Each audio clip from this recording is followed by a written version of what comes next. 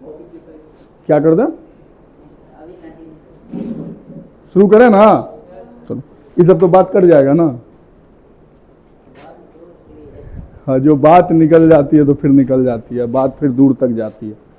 देखो आज के क्लास में हम लोग डील करेंगे कि लैब में जो भी इक्विपमेंट या इंस्ट्रूमेंट का यूज होता है, ठीक है, जब हम लैब में जाते हैं तो इक्विपमेंट और या इंस्ट्रूमेंट का जो यूज करते हैं, तो लैब में जो इक्विपमेंट या इंस्ट्रूमेंट यूज कीजिएगा वो ग्लास का भी बना हो सकता है और प्लास्टिक का भी बना हो सकता है। प्लास्टिक आपका रीयूजेबल होता है, प्लास्टिक रीयूजेबल नहीं होता। रीयूजेबल कौन होता है, ग्लास रीयूजेबल होता है, और ग्लास को हमको क्या करना पड़ता है, स्टरलाइज करना पड़ता है। तो आज हम देखेंगे आज के क्लास में कि ग्लासवेयर, ग्लास का बना हुआ इक्विपमेंट या इंस्ट्रूमेंट जो हम लैब में यूज करते हैं, ठीक है। हम लोग अभी सबसे पहले एकदम बिल्कुल क्या चीज़ से चलेंगे, बेसिक से चलेंगे। इसमें जो हमारा कंटेंट है कि हम सबसे पहले शुरू करेंगे टेस्ट ट्यूब से, फिर ट्यूब को रखने के लिए क्या चाहिए, रैक चाहिए, पकड़ने के लिए होल्डर चाहिए, है ना। तो ये हमारा क्या है, कंटेंट है। कंटेंट के बाद आप सबसे पहले ये बात समझिए कि हम लोग शुरू करते हैं इंस्ट्रूमेंट। इंस्ट्रूमेंट होता क्या है, तो सीधा बात है कि इंस्ट्रूमेंट है ना, जो क्या चीज़ के लिए यूज होता है, ये यूनिट को मेजर करने के लिए, ठीक है। इंस्ट्रूमेंट होगा जैसे कि आपका कोई वेट है, या आप ऑक्सीजन सिलेंडर देखते हैं, उसमें गॉज लगा होता है, उस गॉज से क्या नापते हैं, प्रेशर नापते हैं, तो वो क्या हो गया, इंस्ट्रूमेंट हो गया। और इक्विपमेंट जो होगा वो एक या एक से ज्यादा जो इंस्ट्रूमेंट मिलके डिवाइस बनाए उसको हम क्या कहेंगे, इक्विपमेंट कहेंगे। इसका मतलब हो गया कि इंस्ट्रूमेंट हमारा कभी भी जो होगा तो वो मेजरिंग पर्पस के लिए होगा, किस चीज के लिए, नापने के लिए, ठीक है। और इक्विपमेंट हमारा, क्योंकि पूरे इंस्ट्रूमेंट का वो क्या है, कॉम्बिनेशन है ना, तो वो जो हमारा यूज होगा कोई भी जो प्रोसेस है उसको प्रोसेसिंग करने के लिए। क्लियर, ये बिल्कुल क्लियर है ना। अब हम सीधे चले आएंगे कि इंस्ट्रूमेंट हम क्या देख रहे हैं कि लैब में अभी हमने बताया कि ग्लास वेयर हो सकता है और प्लास्टिक वेयर हो सकता है, ठीक है। हम लोग अभी किसके बारे में बात करेंगे, ग्लास वेयर के बारे में। तो ग्लास वेयर का जो हम सिलेक्शन करेंगे, जो हमारा ग्लास का बना होगा, तो हम देखेंगे कि ग्लास ऐसा लेंगे जो हीट रेजिस्टेंट हो। रेजिस्टेंट का मतलब क्या होता है, रुकावट, है ना।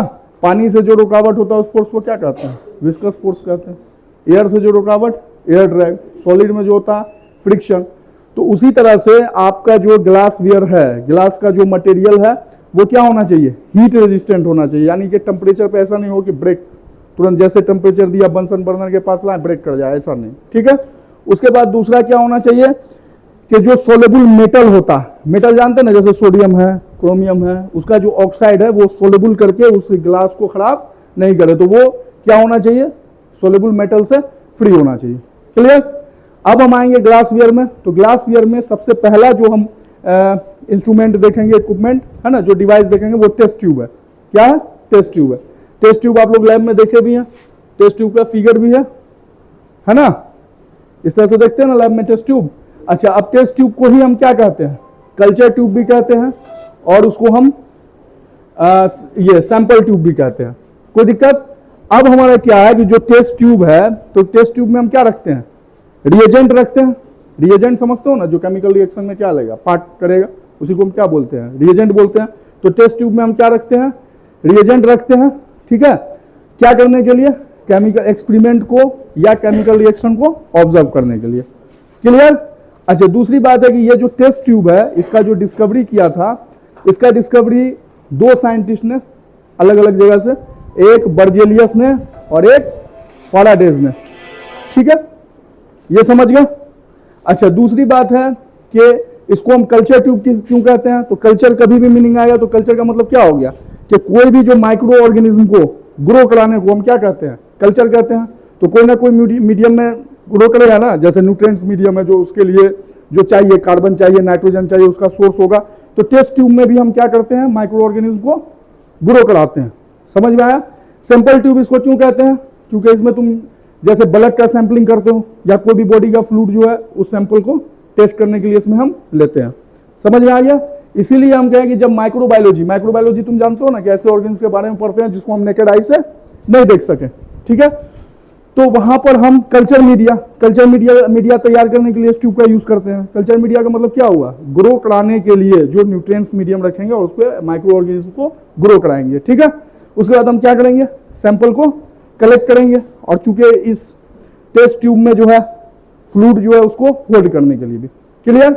अच्छा, दूसरी बात है कि जब इसके स्टैंडर्ड साइज को देखते हैं तो वो स्टैंडर्ड साइज जो होता है हमारा 18 मिलीमीटर इंटू 150 मिलीमीटर। यहां पे ये देखो कि ये तुम्हारा जो आउटसाइड का डायमीटर होता है वो 18 मिलीमीटर होता है, और इसका हाइट जो होता है वो 150 मिलीमीटर होता है, क्लियर है ना। अब ये तो हम टेस्ट ट्यूब के बारे में समझ गए। टेस्ट ट्यूब को रखने के लिए तुमने अपने लैब में भी देखा होगा कि टेस्ट ट्यूब क्या है, रैक है, जहां पे हम क्या करते हैं, एक से ज्यादा टेस्ट ट्यूब को रखते हैं। किस पोजीशन में रखते हैं, अपराइट, सीधा, सेम टाइम में, फिगर भी देख रहे हो। तो टेस्ट ट्यूब रैक भी समझ गया, क्लियर है। उसके बाद हम क्या देखते हैं, टेस्ट ट्यूब होल्डर, ठीक है। तो टेस्ट ट्यूब होल्डर का मतलब क्या हुआ कि टेस्ट ट्यूब को होल्ड करने के लिए, है ना, यहां पे जैसे होल्डर है ना, ये टेस्ट ट्यूब होल्डर, क्यों, क्योंकि हम जो है ना टेस्ट ट्यूब को क्या करते हैं, होल्ड करते हैं। तो होल्ड करने की जरूरत हमको कब पड़ेगी, ठीक है, होल्ड करने की जरूरत तब पड़ेगी कि जब टेस्ट ट्यूब को हमको क्या करना है, हीट करना है। वरना के फ्लेम के पास लाएंगे ना तो इसमें होल्डर लगा हुआ, होल्डर का यूज करते हैं कब, जब हीट करने के लिए या किसी रिएजेंट को, केमिकल को होल्ड करने के लिए, हैंडलिंग करने के लिए, है ना, या कोई भी एक्सपेरिमेंट है उसको ऑब्जर्व करने के लिए। ये क्लियर हो गया। दूसरी बात है, तुम देखते हो लैब में फन्नल, छन्ना जिसको बोलते हैं, छन्ना क्यों यूज होता है, सेपरेशन टेक्निक के लिए, है ना, इसमें सेपरेट करते हैं ना, तो ये फन्नल का यूज होता है। ये फन्नल हम किसके बारे में बात कर रहे हैं, ग्लासवेयर के बारे में, जो किसका बना हुआ है, ग्लास का। अब हम बहुत सारा वॉल्यूमेट्रिक ग्लासवेयर देखते हैं, क्या, वॉल्यूमेट्रिक ग्लासवेयर। जाहिर सी बात है, नाम से क्लियर है कि वॉल्यूमेट्रिक ग्लासवेयर का मतलब क्या हो गया, ऐसा ग्लास एपरेटस जो किसको मेजर करने के लिए यूज हो, लिक्विड या गैस के वॉल्यूम को मेजर करने के लिए यूज हो, ठीक है। ये यूज इसलिए होता है कि एक्यूरेट वॉल्यूम लिक्विड का हमको पता चले। हम अगले वीडियो में तुमको एक्यूरेट, है ना, और प्रिसीजन, ये दोनों के बीच का डिफरेंस बताएंगे और कैलिब्रेशन भी बताएंगे, ठीक है, 1 by 1, ठीक। उसके बाद देखो जैसे कि ड्रॉपिंग बोतल है, ड्रॉपिंग बोतल जानते हो ना, बचपन में ड्रॉपर, ठीक है। तो ये क्या करता है कि हमको कोई फ्लूइड जो चाहिए, है ना, अब आगे हम ये भी बताएंगे कि सॉल्यूशन किसको कहते हैं, सस्पेंशन किसको कहते हैं, टाइट्रेशन किसको कहते हैं, बफर सॉल्यूशन किसको कहते हैं, पीएच क्या होता। तो यहां पे अभी तो हम सिर्फ किसकी बात कर रहे हैं, इक्विपमेंट या इंस्ट्रूमेंट की बात कर रहे हैं, जो एकदम सिंपल है। ये जो ड्रॉपिंग बोतल है, तो ये हमारा क्या करता है कि फ्लूइड को ड्रॉप वाइज फैशन में हमको जो यूज करना है, तो किसका यूज करते हैं, ड्रॉपिंग बोतल का, समझे। ये भी क्या हो गया हमारा। अगला क्या हमारा, ग्रेजुएट सिलेंडर, ठीक है। ग्रेजुएट वर्ड कभी भी आए तो समझ जाना कि कोई भी जो इंस्ट्रूमेंट है या डिवाइस है, यहां पे देखो ये ग्रेजुएट सिलेंडर है, इसका शेप क्या है, सिलेंड्रिकल है। अच्छा, इस पर लिखा भी हुआ बोरोसिलिकेट ग्लास। बोरोसिलिकेट ग्लास जो होता है वो हीट रेजिस्टेंट होता है, इसके बारे में बताएंगे कि सिंपल ग्लास और बोरोसिलिकेट ग्लास में फर्क जो होता है, ठीक है। अभी मार्केट में देखते भी होंगे कि ग्लासवेयर कुकिंग के लिए शीशे का भी बर्तन आता है जिसको गैस पे यूज करते हैं, तो वो किसका बना होता है, बोरोसिलिकेट का, ठीक है। क्योंकि इसका मेन जो कारण होता है लैब में यूज करने का, क्योंकि ये क्या होता है, हीट रेजिस्टेंट होता है। तो यहां पे तुम्हारा क्या है, ग्रेजुएट सिलेंडर है।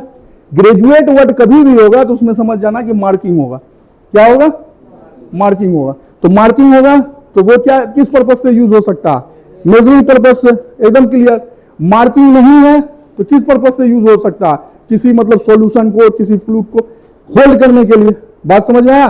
तो इसका मतलब कि वॉल्यूमेट्रिक ग्लासवेयर जो हुआ वो क्या करने के लिए, मेजरिंग करने के लिए। नॉन वॉल्यूमेट्रिक हुआ मतलब उसमें आप क्या कर रहे हैं, फ्लूइड को होल्ड कर रहे हैं। एकदम क्लियर है डिफरेंस, क्लियर ना। अच्छा, दूसरी बात है, अभी हम वही चीज बता दिए कि कोई भी ट्रांसपेरेंट मटेरियल टूल है जो यूनिफॉर्मली क्या सिलेंड्रिकल शेप है, वो वॉल्यूम को मेजर करेगा, और हॉरिजॉन्टल, है ना, इसमें कौन सा मार्किंग है, ml, यानी कि मतलब मिलीलीटर। कोई दिक्कत, इसका वॉल्यूम जो रेंज हो सकता है 10 मिलीमीटर से छोटा और 4000 मिलीमीटर तक हो सकता है, क्लियर है।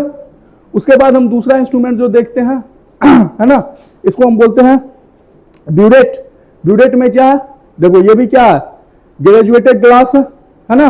लोअर इंड जो है इसका, सबसे जो लोअर इंड है, इसमें क्या लगा हुआ, स्टॉप कॉक वाल्व।